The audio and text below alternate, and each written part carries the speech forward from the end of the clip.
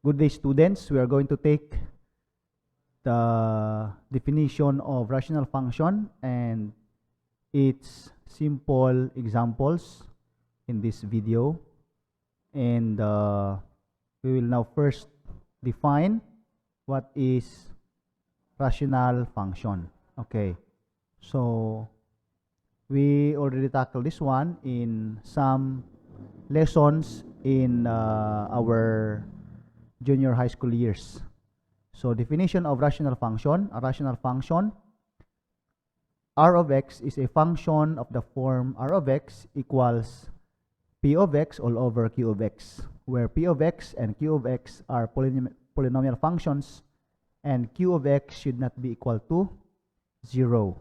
The domain of rational function r of x is a set of real numbers such that q of x is not 0. So most of the time, the denominator of this function has a domain of set of real numbers which is not equal to 0, or which will not be equal to 0. So the following are examples of rational function. Ito po ay function. So we have r of x is equal to x squared over x plus 1. Then the domain of this rational function is any real number wherein x should not be equal to -1, because if we will substitute -1 to x in the denominator, we will have -1 plus 1 is equal to 0, and it will not be solvable. So number 1 is a rational function wherein x should not be equal to -1. Number 2 is a very simple rational function wherein we have the numerator of 1 and the denominator of x, where x should not be equal to 0. Now the third one, we have f of x equals x plus 3 all over x squared minus 4. So this rational function is composed of two functions. The numerator is a linear function and the denominator is quadratic function. In every quadratic function, there is always, or if it's not always, there will be always two quantity, it could be equal or not, which is their root. Okay, so in this function, we have two numbers which are not included in their domain, which is positive and -2.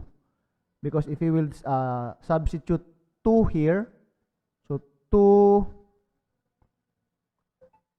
we will make this one green. All right. So if we will substitute that one in x, the 2, it will have a product of 4. Then 4 minus 4 is 0, cannot be. Okay, and then we have -2 square, also equal to 4, and 4 minus 4 is equal to 0. And then we cannot do that one. Okay, so it says here that we have there are so many different scenarios in real world situations that can be modeled by rational functions. Let us take the following examples. Sabi rito, a local government unit allotted a budget of 100,000 for the feeding program in the daycare center. The amount will be divided equally to all the pupils in the daycare center. Write an equation showing the relationship of the allotted amount per pupil represented by f of x versus the total number of children represented by x. So in here, we can see the table wherein the government allotted 100,000 pesos for feeding program to the daycare pupils. Now, showing the relationship in tabular form, we will arrive at number of children, x. So, yan po ay 10 20, 50, 100, 200. So, in the amount of 100,000, if there is 10 students, so they will divide the 100,000 into equal parts, which is 10,000. If there are 20 students, 5,000, and if there are 200 students, they only have 500 pesos each. Notice that as the number of children increase, the amount of allocated per child decreases. Okay?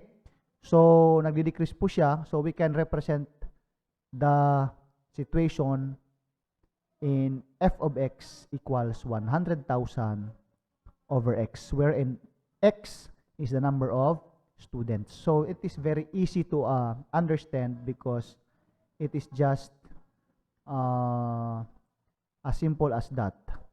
So, 100,000 divided by x. So, the x here is the number of children.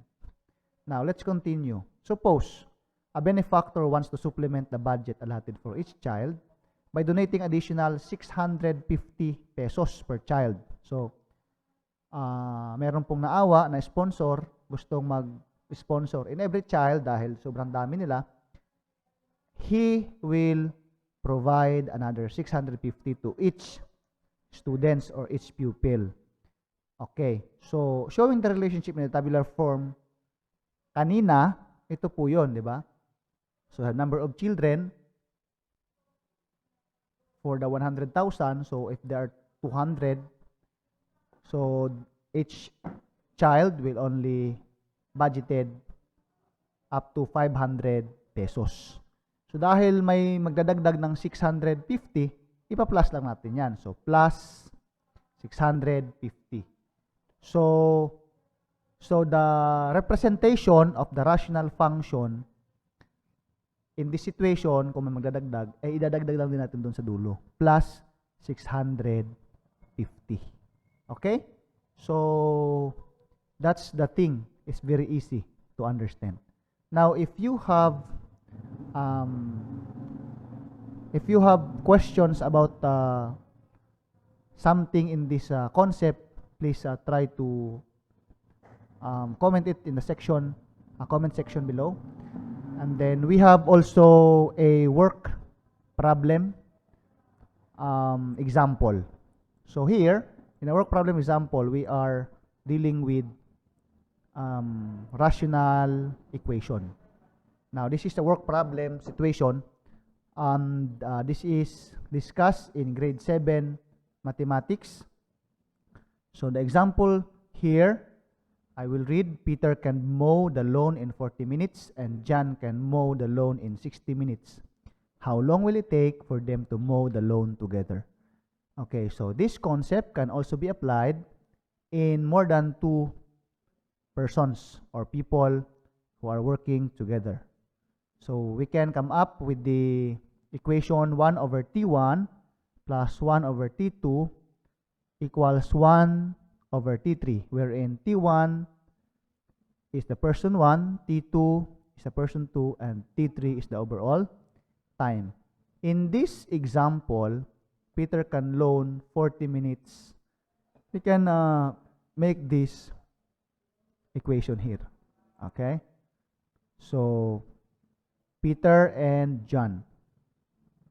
So, Peter can loan 1 over 40 in every minute. Okay? This is a fraction of the work. 1 over 40 in every minute. John can also make 1 over 60 fraction of the work per minute. Of course, in every minute, there is a part of the work done in every minute that we don't know. That's why we put X. So to solve that one, we are going to find, or of course we will make sure that this X here, so this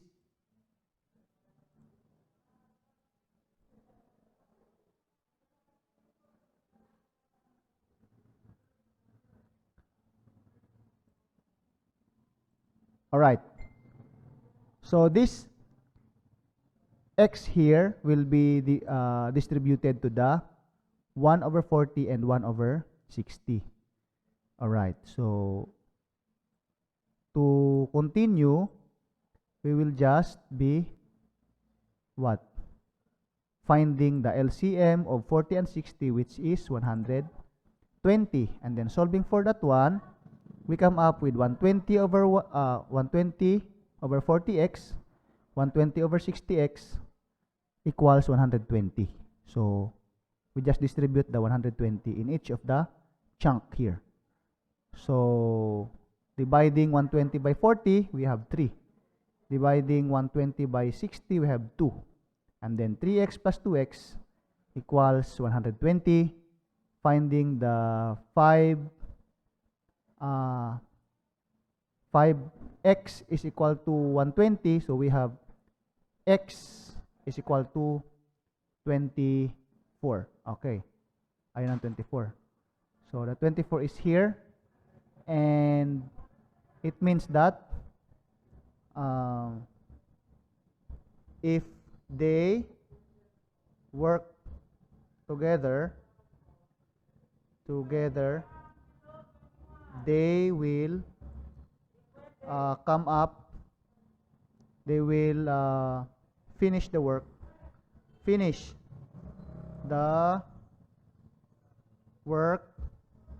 in 24 minutes. So that's the minutes that they're going to take for doing the same job together. So thank you for your time. I hope that you understand the lesson. If you have more questions, just make sure that you comment it down below. Thank you.